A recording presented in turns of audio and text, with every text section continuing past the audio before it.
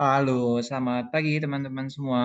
Baik, mungkin sebelum acara pada hari ini dimulai, gimana kita kembali lagi di acara mini bootcamp Future Skill yang bekerja sama dengan SmeshUp yang dimana yang belum teman-teman yang belum tahu SmeshUp itu apa sih? Nah, SmeshUp itu merupakan platform digital yang diinisiasi oleh anak muda bangsa yang dimana bertujuan untuk memberikan kontribusi pada pertumbuhan UMKM sebagai salah satu sektor tulang punggung perekonomian Indonesia.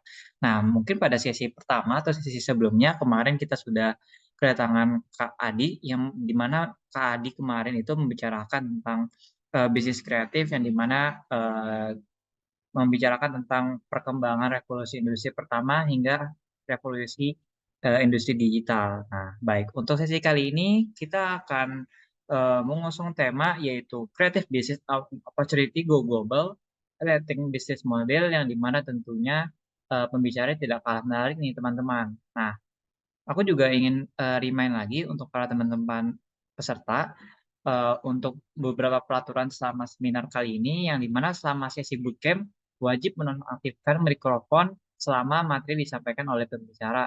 Lalu para peserta dapat mengajukan pertanyaan pada sesi tanya jawab melalui kolom chat Zoom dan bisa menggunakan fitur raise hand untuk berbicara langsung dengan narasumber.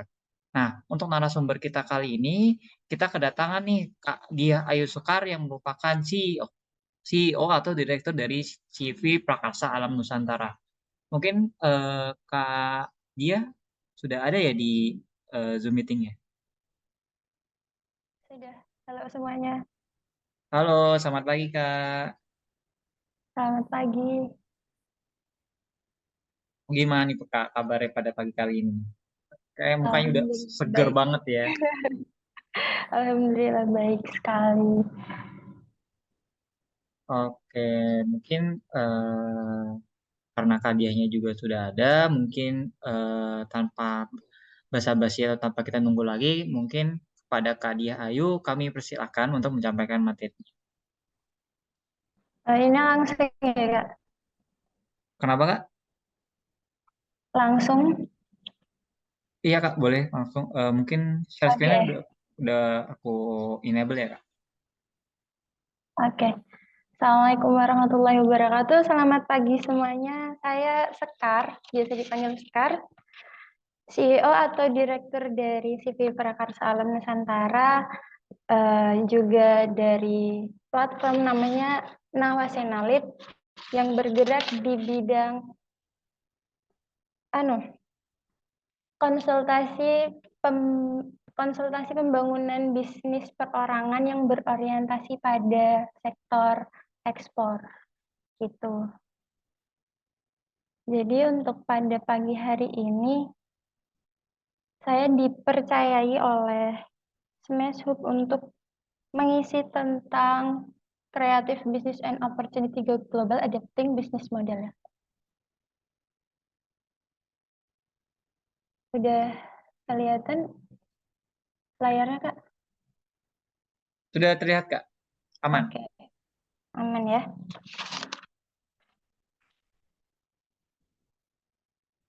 Sebentar.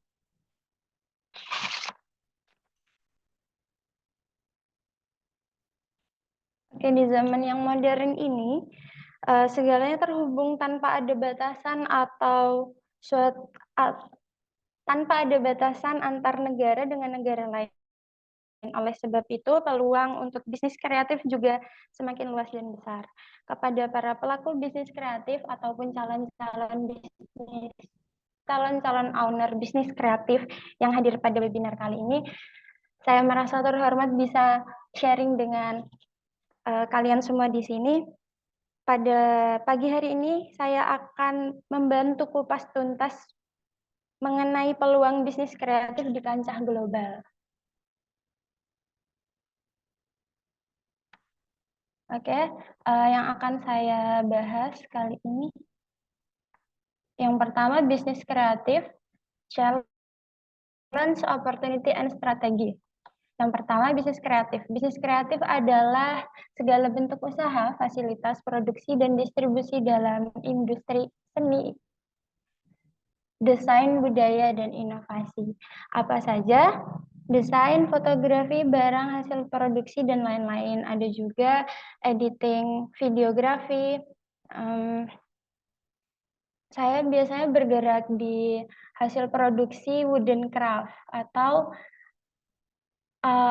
ini kerajinan tangan dari kayu jati. Itu. Selanjutnya challenge atau tantangan dari seluruh dunia. Yang kedua, regulasi tiap pertumbuhan dan perkembangan inovasi yang begitu cepat dan pesat. Yang kelima, banyaknya sistem pembayaran yang perlu dikaji lebih lanjut. Nanti untuk di kancah nasional ada persaingan yang ketat dari produk dalam negeri maupun luar negeri, pengembangan nilai tambah yang selaras dengan keberlanjutan ekonomi, kurangnya perluasan dan penetrasi pasar di dalam negeri. Untuk persaingan yang ketat, pasar global tidak memiliki batasan antar siapapun dan dimanapun untuk saling berinteraksi dan bertransaksi. Jadi siapapun, dimanapun dan kapanpun bisa saling bertransaksi dan berinteraksi. Begitu. Selanjutnya ada perbedaan regulasi, tiap negara berbeda. Apabila melakukan transaksi antar negara, ada berbagai macam regulasi, perizinan, dan surat menyurat yang harus dipenuhi. Untuk produk fisik kerajinan misalnya, karena saya bergerak di bidang kerajinan, ada berbagai macam perizinan dan karantina sebelum produk tersebut dapat dipasarkan keluar wilayah Indonesia. Ada pula persyaratan yang harus dipenuhi untuk sebuah produk bisa memasuki negara lain gitu. Contoh produk kerajinan kayu, bambu, dan rotan. Syarat ekspornya ada SFLK, sertifikasi verifikasi legalitas kayu. Yang kedua TDP, tanda daftar perusahaan. SVLK ini jadi setiap barang atau kayu yang kita ekspor dari Indonesia ke luar negeri, nggak bisa semua kayu, harus ada standar verifikasinya. Terus yang kedua TDP, tanda daftar perusahaan. Jadi perusahaan yang melakukan ekspor itu tidak semua perusahaan, tapi harus terdaftar di Kementerian Perindustrian. Terus ada SIUP, NPWP, dan selanjutnya perbedaan bahasa. Perbedaan bahasa dapat diatasi dengan penguasaan bahasa Inggris. Untuk menghindari miskomunikasi, perlu mengkaji ulang kontrak yang diberikan klien sebelum disetujui. Jadi, terkadang antara klien dan antara buyer dan business owner itu ada miskomunikasi ketika meeting. Pengalaman saya, waktu itu ada klien dari India, mereka memahami kalimat saya begini, ketika saya menjelaskan bahwa akan ada pengiriman antara 2-3 minggu, untuk memenuhi satu kontainer betelnut, dulu saya bergerak di bidang betelnut juga, di rempah-rempah, mereka memahaminya untuk betelnut itu bisa dikirim 2-3 minggu sampai negaranya, padahal menurut kami betelnut itu harus dipersiapkan selama 2-3 minggu. Jadi setelah adanya pengkajian ulang kontrak yang diberikan klien, ternyata selanjutnya pertumbuhan dan perkembangan inovasi yang begitu cepat dan pesat. Sumber daya manusia berpacu dengan kemajuan teknologi yang begitu canggih. Ada berbagai macam hal yang sudah mulai tergantikan dengan teknologi AI atau Artificial Intelligence. Salah satunya copywriting, desain, voice over, dan lain-lain. Kita dapat memberikan solusi untuk pertumbuhan dan perkembangan inovasi yang begitu cepat dan pesat ini dengan memberikan nilai tambah, keunikan atau ciri khas dari sebuah produk dan dengan branding yang baik begitu. Selanjutnya Sistem pembayaran atau payment, ada beberapa macam sistem pembayaran dalam perdagangan internasional. Antara lain barang dikirimkan. Advance payment ini dilakukan ketika antara business owner dan buyer sudah saling kenal biasanya. Tidak terjadi di transaksi pertama, tapi transaksi yang kedua, ketiga, atau keempat. Ketika sudah terjalin trust antara buyer dan business owner, advance payment baru bisa dilakukan. Biasanya seperti itu. Jadi, buyer akan mengirimkan seluruh payment 100% kepada business owner, baru nanti barang akan dikirimkan. Yang kedua, open account. Pembayaran setelah barang dikirimkan. Ini sangat berisiko. Biasanya terjadi banyak penipuan di open account ini. Karena setelah barang dikirimkan, pembayaran baru diterima. Jadi banyak kasus di open account ini, kontainer biasanya diselundupkan atau mereka udah ambil kontainernya di negara tersebut, tapi pembayaran tidak dikirimkan. Selanjutnya, documentary collection, pembayaran menggunakan metode wesel atau cek. Biasanya antara business owner dan buyer akan saling bertemu untuk bertukar cek begitu. Jadi cek dapat dicairkan mengikuti kontrak persetujuan antara business owner dan bayaran. Ini biasanya dilakukan dengan sistem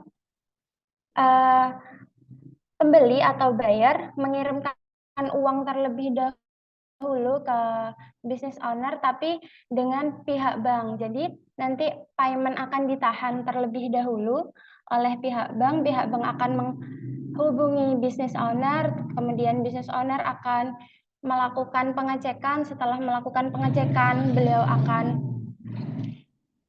melakukan persiapan untuk pengiriman produk. Setelah produk dikirim, kita akan menerima bill of landing. Bill of landing itu seperti resi. Ketika kita ngirim ke JNT atau ke JNE misalnya, kita akan dapat resi. Nah, resi itu kalau di pelayaran namanya bill of landing. Bill of landing ini nanti akan disetorkan ke bank. Setelah disetorkan ke bank dan sesuai kontrak, biasanya di kontrak itu ada persyaratan lain seperti sertifikat phytosanitary, sertifikat COO, dan lain-lain. Baru setelah semua sertifikat terpenuhi, surat menyurat terpenuhi, payment akan dikirimkan ke kita, dari buyer ke kita. Jadi dicairkan dari bank ke business owner tersebut, ke akun perusahaan. Lanjut dalam negeri maupun luar negeri. Ini tantangan dalam negeri ya. Tantangan terbesar bagi para pelaku bisnis kreatif di dalam negeri adalah bersaing dengan produk import lainnya melalui e-commerce. Jadi e-commerce sekarang di Indonesia ini seperti kasusnya TikTok kemarin, isinya adalah barang-barang dari Cina. Jadi kebanyakan adalah produk impor. Jadi produk lokal itu bersaing dengan produk impor.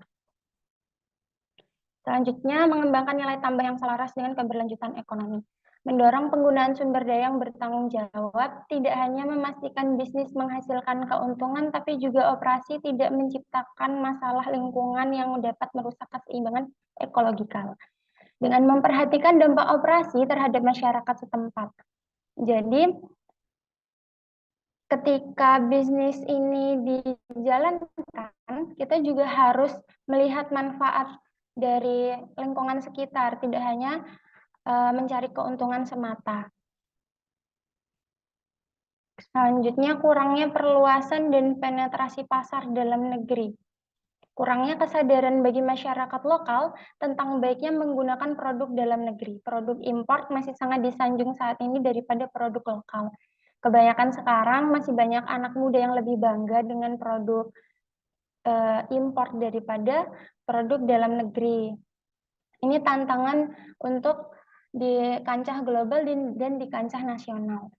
Untuk opportunity dan strateginya, peluangnya cakupan pasar yang sangat luas. Dengan adanya teknologi saat ini, kita dapat menjangkau pasar global dengan sangat-sangat mudah.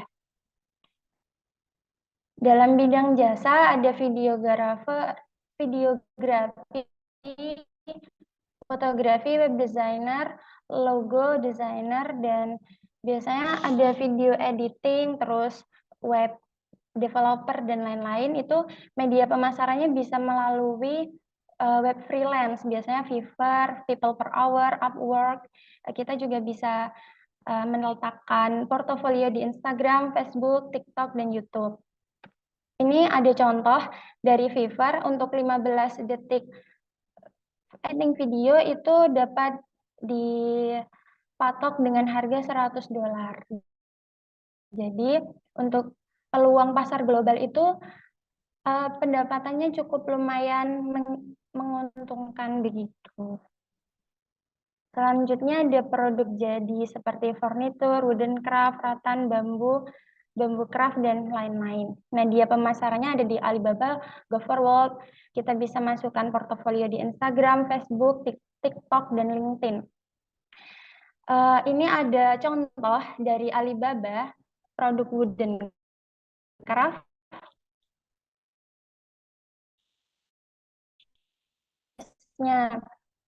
Sedangkan di sini saya pernah di daerah Gunung Kidul di Jogja ya. Untuk satu pieces barang yang sama dihargai dengan harga mulai dari Rp5.000 dengan barang yang sama. Jadi kita juga bisa memasarkan produk Indonesia lewat Alibaba. Alibaba dan GoForWard ini adalah bisnis yang akan mempertemukan antara buyer dan supplier. Perusahaan namanya Nawasenalit. Saya biasa membantu para pengusaha muda buat membangun perusahaan ekspornya dari awal sampai mereka closing pertama. Yang pertama harus kita lakukan yaitu menentukan produk. Cara menentukan produk adalah dengan melihat potensi di sekitar. Jadi misalnya di Jogja itu ada di daerah Gunung Kidul itu ada produsen kayu jati, terus di Kasongan itu banyak produsen kerajinan tangan. Nah, kita biasanya menawarkan para pedagang-pedagang di situ buat memasuki pasar internasional. Karena dengan adanya produk, kita dapat dengan mudah menentukan langkah-langkah selanjutnya untuk memasuki pasar global. Nah, yang kedua itu pembuatan website. Website itu sangat penting dalam membangun kredibilitas perusahaan. Jadi ketika kita menawarkan barang terus kita punya websitenya, buyer itu akan lebih trust ke kita karena wah ini perusahaan berkredibilitas gitu, terpercaya. Apalagi kalau websitenya itu bagus. Jadi kita nanti bisa membantu membuat website yang bagus. Yang ketiga, riset pasar. Riset pasar produk pilihan memiliki pangsa pasar yang berbeda-beda. Jadi setiap produk itu ada, tiap negara itu memiliki produk-produk unggulan yang berbeda. Misalnya di Cina biasanya mereka paling banyak itu minta sabut kelapa atau coco fiber. Coco fiber dan kokopit, pokoknya produk kelapa itu sangat laku di Cina. Kalau produk craft itu sangat-sangat laku di pasar Eropa dan pasar India. Biasanya dari India itu minta custom juga banyak buat produk craft begitu. Selanjutnya mendaftarkan badan usaha. Badan usaha berupa PT atau CV sangat diperlukan untuk perizinan dan transaksi. Jadi ketika kita mau mengekspor produk, kita butuh PT atau CV agar kita dapat mengekspor produk dalam jumlah yang besar. Tapi untuk jumlah yang kecil-kecil kita cukup dengan mengirimkan lewat DHL, itu tidak perlu ada PT ataupun CV. Begitu. Selanjutnya marketing. Marketing di sini dapat dilakukan dengan berbagai cara. Biasanya saya melakukan dengan iklan di Google dan YouTube. AdSense di sini dibayarnya per klik. Jadi mungkin hampir semuanya di sini udah pada tahu kalau AdSense itu dibayarnya per klik. Jadi kita hanya budgeting begitu saja. Yang kedua, sosmed, Facebook dan Instagram membuat konten dengan portofolio produk yang menarik. Untuk Facebook sendiri, menurut saya yang paling ampuh daripada sosmed yang lain. Karena apa? Facebook itu jaringannya sangat luas, terus kita dapat mengkerucutkan customer mana yang mau kita tuju begitu. Terus di Facebook juga banyak grup-grup ekspor impor. Saya beberapa kali dapat bayar dari Facebook dan itu trusted begitu. Biasanya dari Dubai ataupun dari Pakistan dan dari Kanada. Yang ketiga, LinkedIn. Membuat profil di LinkedIn dengan menautkan berbagai jaringan B2B sesuai dengan produk. Sangat penting untuk melakukan aktivitas interaksi di dalam jaringan grup tersebut. Jadi di LinkedIn ini juga sangat powerful untuk menawarkan produk kita, entah itu produk jasa ataupun produk barang. Di produk jasa juga, kalau misalnya kita berinteraksi di LinkedIn, bikin portofolio di LinkedIn, biasanya buyer itu datang sendiri. Kalaupun tidak datang sendiri, kayak kita berarti kurang berinteraksi aja di LinkedIn begitu. Kalau untuk produk jasa barang biasanya kita ikut-ikut nimbrung aja di grup-grup B2B yang ada di LinkedIn. Kebanyakan pada lihat supplier-supplier Indonesia dari situ. Selanjutnya email dan B2B. Biasanya kita mendaftarkan perusahaan di platform B2B, kemudian dari platform B2B tersebut kita mendapatkan beberapa kontak buyer yang sesuai dengan produk kita. Nah, di platform B2B itu sudah ada berapa banyak produk yang dibutuhkan oleh buyer, terus payment-nya bagaimana, dan long term atau sekali banyak sudah detail. Jadi kita tinggal mengirimkan offering sesuai dengan keinginan bayarnya. Begitu. Ini sudah selesai, tapi saya ingin menambahkan untuk payment. Payment itu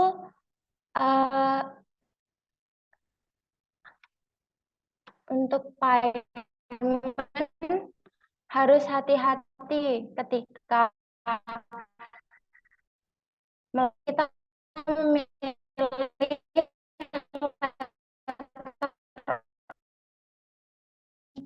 payment advance payment ini Mohon sudah maaf Kak, lagi mungkin internetnya sedang ada kendala. Mungkin Kak Sekar bisa diulangi lagi Kak tadi karena internetnya sedang terkendala tadi.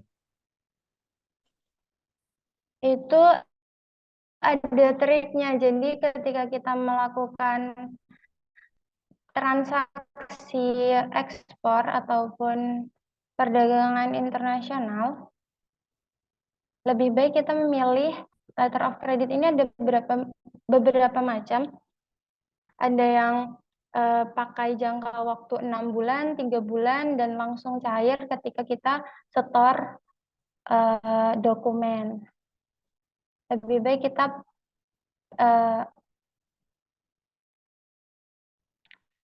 memilih letter of credit yang at site. Jadi ketika kontainernya sampai, terus dokumennya kita setor, paymentnya langsung dicairkan begitu.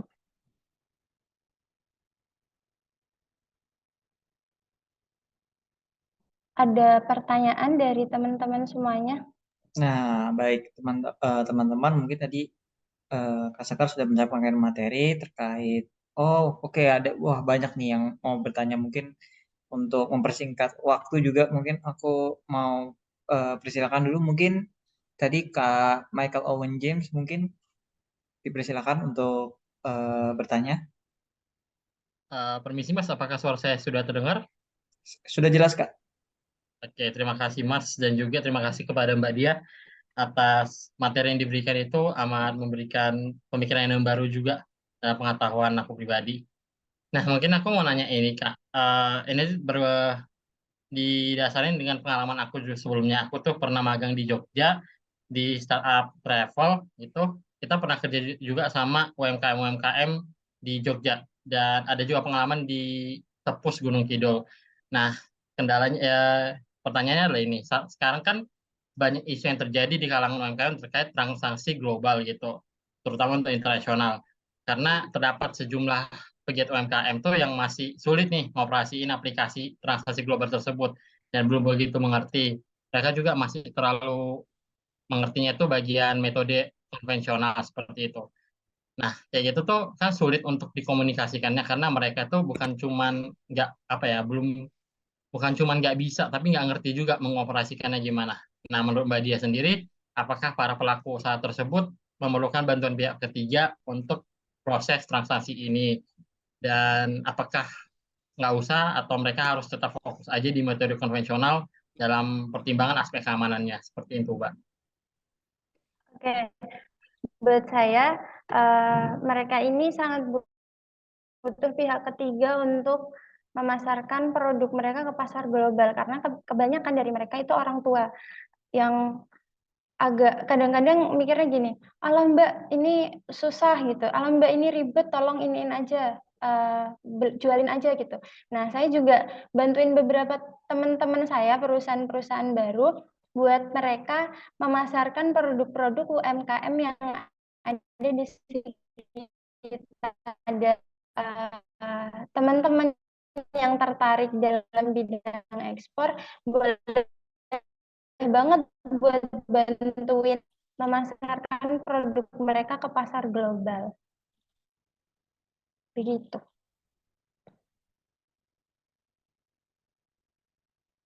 Terima kasih. Ada lagi?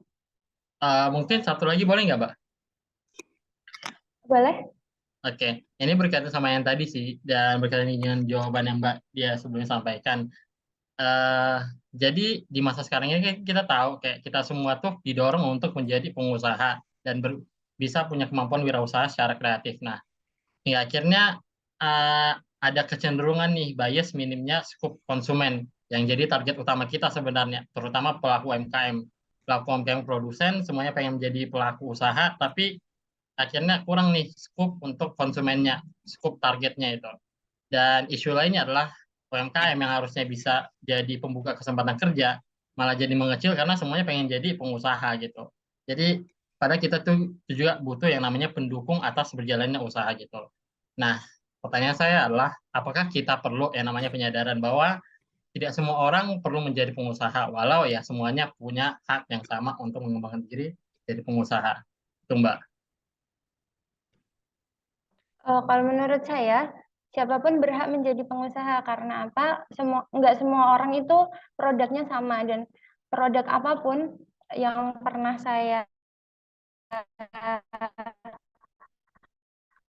jualin itu akan terjual atau enggak karena ketika kita sudah menyusun dasar dari perusahaan kita, dari produk kita, pasti pembeli itu datang sendiri ke kita. Dan pasar global itu sangat luas. Mereka nggak hanya butuh wooden craft, mereka nggak hanya butuh sabut kelapa, mereka nggak hanya butuh ini dan itu sama lain. Jadi siapapun menurut saya bisa. Terima kasih, Mas Owen. Baik Mbak, terima kasih. Ya, sama-sama. Oke, baik. Kak. Sekarang kita langsung lanjut ke peserta yang ingin bertanya selanjutnya. Mungkin dari Kak Erasmus Humanika boleh langsung melontarkan pertanyaan kepada Kak Sekar.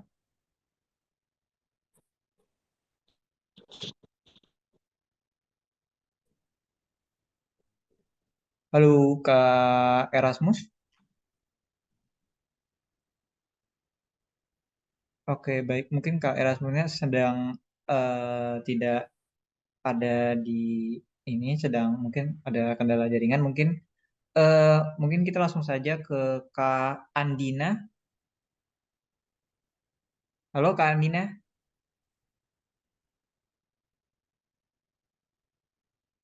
Halo, Ya, ya, ya kedengaran suara saya? udah Kak, dengan jelas Pak Kak. Silakan Kak. Ya, tadi kan Mbaknya menjelaskan bahwa kita tuh bisa apa namanya mengupload produk itu lewat website. Nah, adakah portal rekomendasi yang bisa kita gunakan sebagai eksportir pemula nih,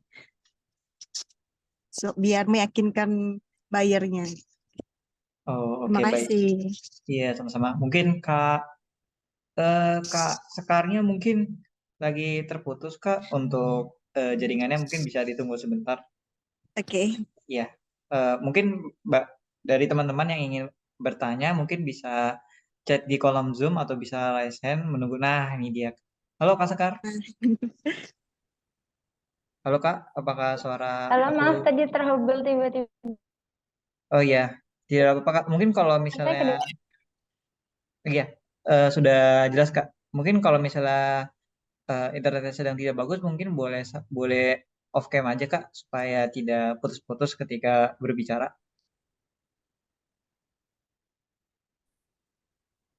Oke, siap. Oke, ya baik. Baik. Tadi ada pertanyaan dari Kak Andini. Kan tadi Kak Sekar menjelaskan bahwa kita bisa melakukan upload produk lewat website. Nah, menurut Kak Sekar itu apakah atau pengalaman Kak Sekar tuh ada nggak sih portal rekomendasi untuk mengupload produk lewat website yang dimana diperuntukkan untuk yang masih baru mulai atau pemula Kak? Seperti itu. Untuk pemula, kalau untuk pemula, karena emang betul untuk pembuatan website itu enggak, ya untuk pemula tidak begitu murah ya. Jadi kita bisa buat portofolio yang bagus dulu lewat Instagram dan Facebook. Kebetulan untuk Facebook sendiri saya ada pengalaman pengusaha kerajinan kayu jati juga, dia cuman akun biasa, terus saya ajari buat promosi di Facebook, alhamdulillah pernah closing untuk nampan gitu, nampan 100 buah dikirim ke India. Jadi sebenarnya website itu penting, tapi kalau misalnya kita juga bangun portofolio di Facebook dan Instagram, website itu bisa dikesampingkan terlebih dahulu begitu. Oke, terima kasih Terima kasih, Kak. Kak Andina. Iya, sangat menjawab. Iya, boleh Oke, yang baik. Terima kasih Kak Andini atas pertanyaannya. Mungkin kita bisa bergeser ke tadi ada yang bertanya lewat chat dari Kak Dewi Sekaryuni. Kak mau tanya, kalau kita misalnya ingin ekspor daun pisang ke luar negeri, apakah perlu perizinan dan juga membuat badan usaha dulu? Terima kasih Kak. Mungkin itu pertanyaan dari Kak Dewi Sekar. Oke, Kak Dewi Sekar Uni. Untuk ekspor daun pisang itu juga perlu perizinan. Apapun yang mau kita ekspor ke luar negeri itu butuh perizinan. Minimal ada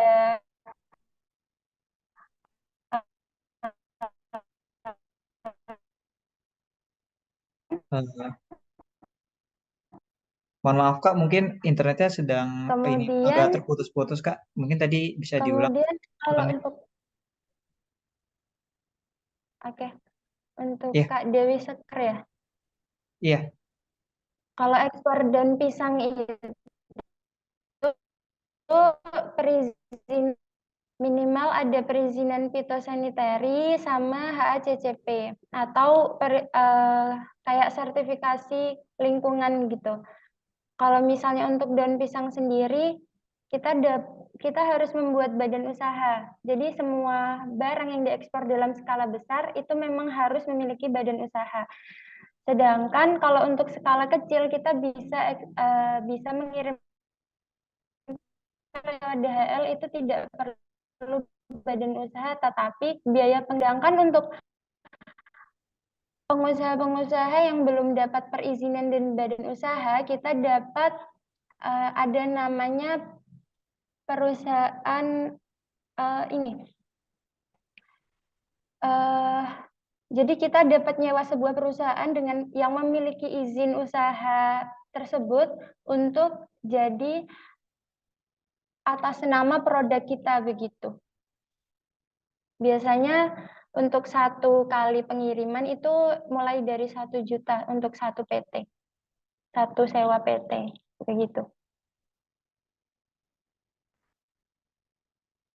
Oke, baik. Mungkin Boleh. dari Kak Dewi, Terima apakah sudah menjawab ya?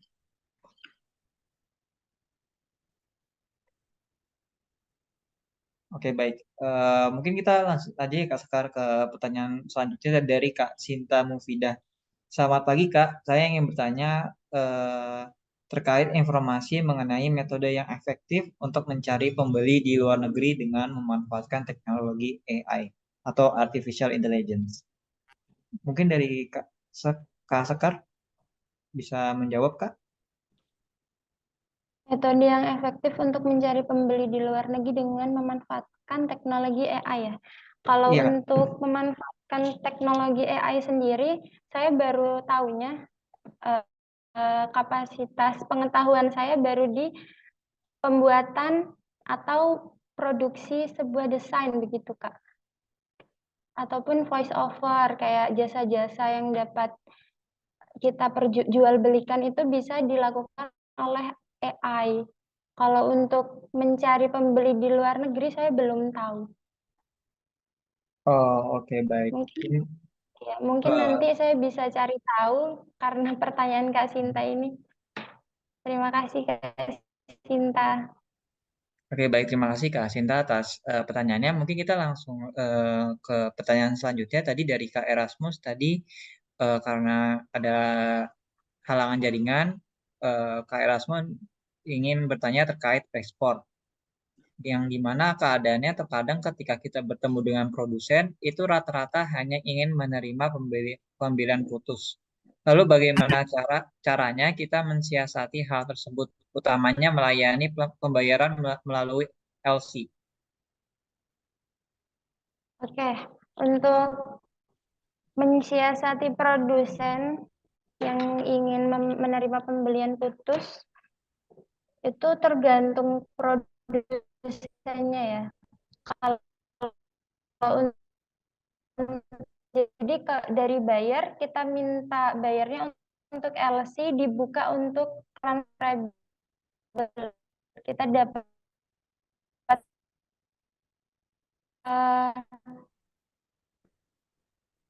payment dari transferable LC-nya dibuka. Tapi itu ada tambahan biaya biasanya. Jadi nanti kalau misalnya mereka terima pembayaran SKBDN kita tersebut itu. Terima kasih Kak Erasmus. Atau ada pertanyaan lainnya? Apakah Oke, sudah mungkin dijawab? ada pertanyaan mungkin dari Kak Daniel Eka. Dipersilakan untuk on mic. Oke, suara saya sudah masuk, Kak. Iya Kak, sudah terdengar Oke. dengan jelas. Saya Ya, izin off silakan. cam ya, Kak. Soalnya sinyalnya di sini kurang stabil. Jadi saya Kak, tidak apa-apa. Oke, saya mau tanya terkait pasar global yang tadi disinggung sama kakaknya. Terus jadi juga saya mau bahas terkait isu yang panas sekarang ya terkait TikTok Shop. Nah, TikTok Shop kan katanya ditutup. Kalau yang saya dengar sejauh ini kan karena banyaknya produk dari luar negeri itu yang masuk ke Indonesia. Terus juga itu untuk membangkitkan UMKM lokal. Nah, ini menurut saya ini agak dilema sih kalau misalnya buat UMKM yang dia tuh pengen yang pengen go global gitu Kak. Karena gimana ya kalau misalnya kita itu pengen masukin barang ke luar negeri, sedangkan barang dari luar negeri itu nggak boleh masuk ke Indonesia, itu kira-kira bakal jadi hambatan tersendiri nggak buat UMKM atau buat badan usaha yang pengen go global gitu Kak. Kan secara kan kayak agak adil gitu Kak kalau misalnya barang dari luar nggak boleh masuk tapi kita pengen masukin barang ke luar negeri. Menurut Kakak tuh bagaimana? Terima kasih. Oke, terima kasih Kak Daniel Eka. Jadi kalau misalnya UMKM ingin memasarkan produknya ke luar negeri itu sangat boleh sekali. Dan kasusnya TikTok Shop kemarin menurut saya tidak berpengaruh karena apa? Karena UMKM dapat memasarkan produknya melalui Facebook, LinkedIn, dan platform B2B begitu. Jadi bukan lewat marketplace, tapi lewat kita nanti langsung interaksi dengan bayarnya. Hanya saja biasanya kalau begitu itu harus dalam jumlah atau kuantitas yang besar. Jadi kita harus menyiapkan stok produk yang besar begitu, Kak. Daniel Eka, apakah sudah menjawab? Baik, Kak. Terima kasih, Kak. Sama-sama. Oke, baik. Mungkin karena ada keterbatasan waktu, mungkin satu pertanyaan terakhir ya Kak Sekar ya. Mungkin dari Kak Nadifatul Hidayah dipersilakan untuk bertanya kepada Kak Sekar. Oke, terima kasih buat waktunya. Tadi kan sudah dijelaskan sama kedengaran suaranya nggak, Kak? Jelas Kak, jelas. Kedengaran. Oke. Ya, terima kasih ya Kak Dia sudah sharing informasinya. Ini saya mau tanya untuk masalah marketing yang dijelaskan sama Kak Dia tadi, itu kan ada dari email dari B2B itu maksudnya sistemnya B2B itu seperti website biasa atau kayak gimana Kak Dia? Saya kurang paham tentang sistem B2B Jadi itu dan platform. Ya, terima kasih Kak. Oke, Kak Nadifatul.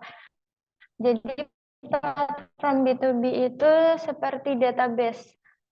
Isinya para pelaku usaha atau buyer-buyer yang memerlukan produk. Jadi mereka setiap hari akan mengirimkan atau ngeposting permintaan tentang produk yang mereka inginkan gitu.